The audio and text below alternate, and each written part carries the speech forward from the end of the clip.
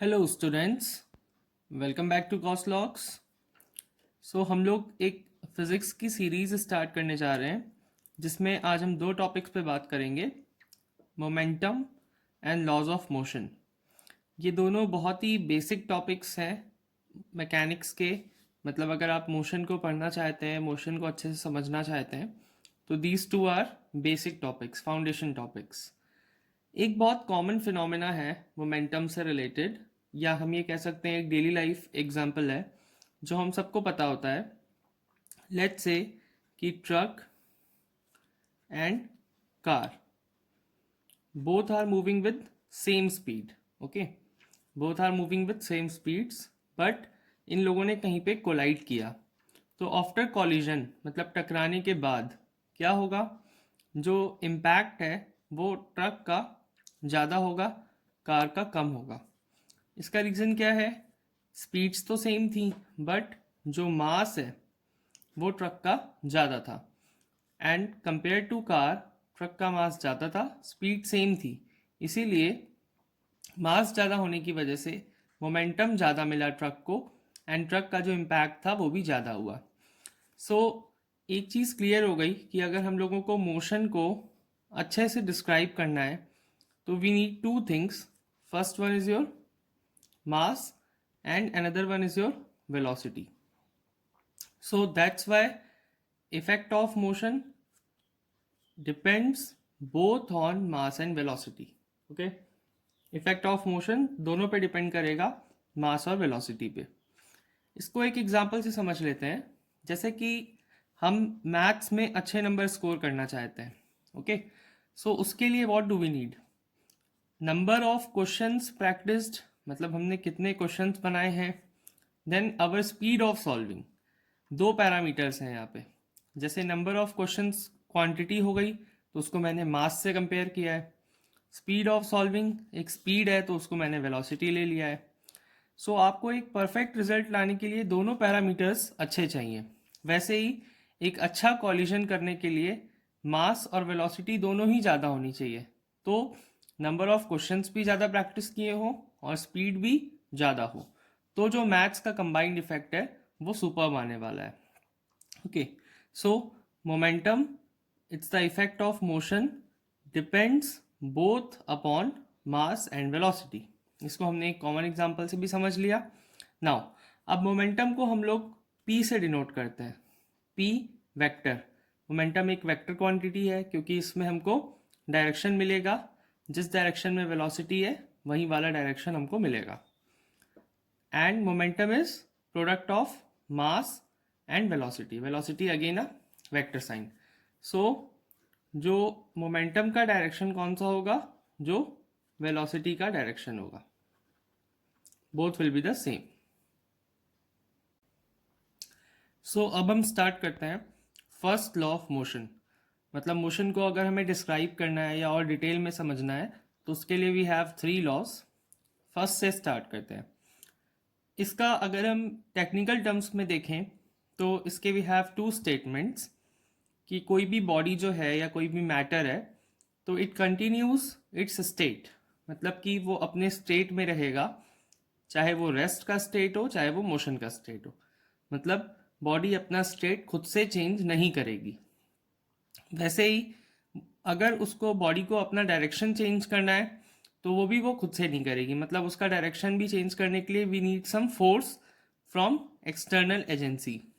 तो वैसे ही हम इन दोनों लॉज के स्टेटमेंट की हेल्प से फोर्स की एक अच्छी डेफिनेशन बना सकते हैं कि basically force is a thing which changes either the state of rest of motion और it changes the direction of any matter.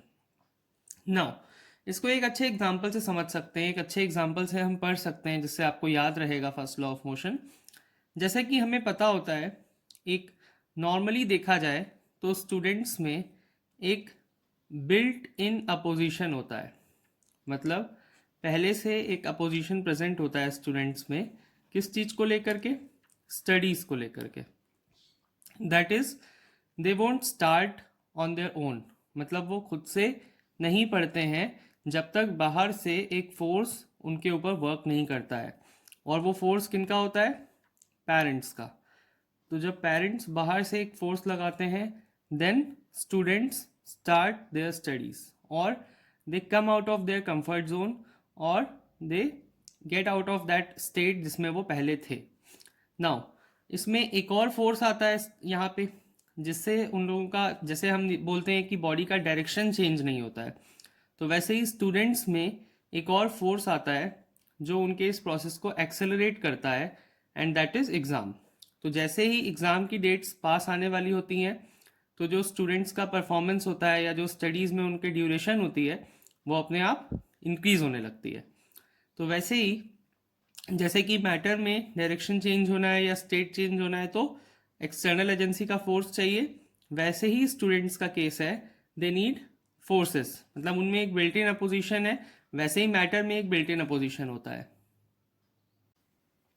सो हमारे इस एग्जाम्पल में अगर हम स्टूडेंट्स को एज ए मैटर या एज ए बॉडी कंसिडर कर लें तो उसमें भी यही चीज़ है, सेम फर्स्ट लॉ वाली चीज़ एप्लीकेबल है कि स्टूडेंट का जो स्टेट है नहीं पढ़ाई करने वाला वो उसको चेंज नहीं करेगा।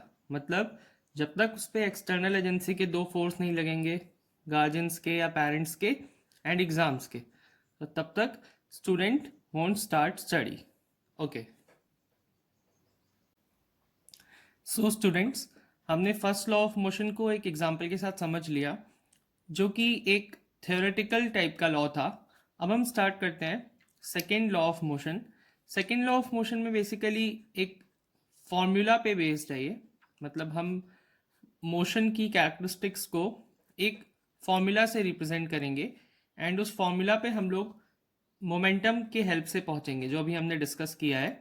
तो मोमेंटम जैसा कि हमें पता है p की जो वैल्यू है वो m और v का प्रोडक्ट होता है।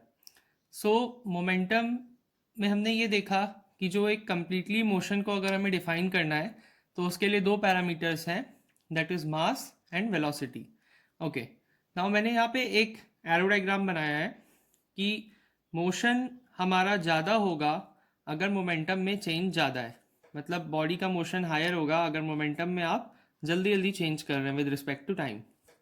Now, to create a change in momentum, we need what? We need force. Okay. So, more is the force, more is change in momentum, and more is motion. So, we can say more force means more change in momentum. मतलब अगर हम लोग change in momentum को derivatives के हिसाब से देखा जाए, dp by dt जो change in momentum है, अगर ये ज़्यादा है तो ये कैसे ज़्यादा होगा? बेसिकली फोर्स की हेल्प से ज़्यादा होगा। तो हम कह सकते हैं जो rate of change of momentum है वो फोर्स ही है। ओके, अब इसको थोड़ा सा सॉल्व कर लेते हैं। जैसा कि हमें पता है जो p की वैल्यू होती है वो m इंटू वी होती है। अब हमें क्या चाहिए?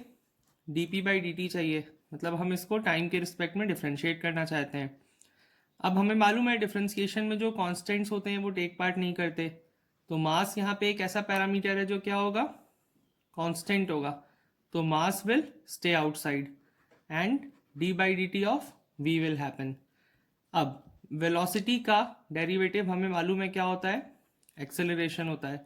सो dp बाई डी टी हमारा क्या आ गया? m इंटू ए। अब जैसा कि हमें पता है जो चेंज इन मोमेंटम है वो कौन क्रिएट करता है या उसके लिए कौन रिस्पॉन्सिबल है? फोर्स। सो हम कह सकते हैं कि जो फोर्स की वैल्यू होगी that will be product of mass and acceleration. So second law का यही एक फाइनल फॉर्मूला है जो मोशन को अच्छे से डिस्क्राइब करता है, एंड हमें ये पता चल गया कि फोर्स जो है वो दो पैरामीटर्स पे डिपेंडेंट है। First one is mass and another one is acceleration. So force is equals to mass into acceleration. So I hope आपको ये सेकेंड लॉ अच्छे से क्लियर हो गया होगा with the help of examples. And if you like this video, please share this among your friends.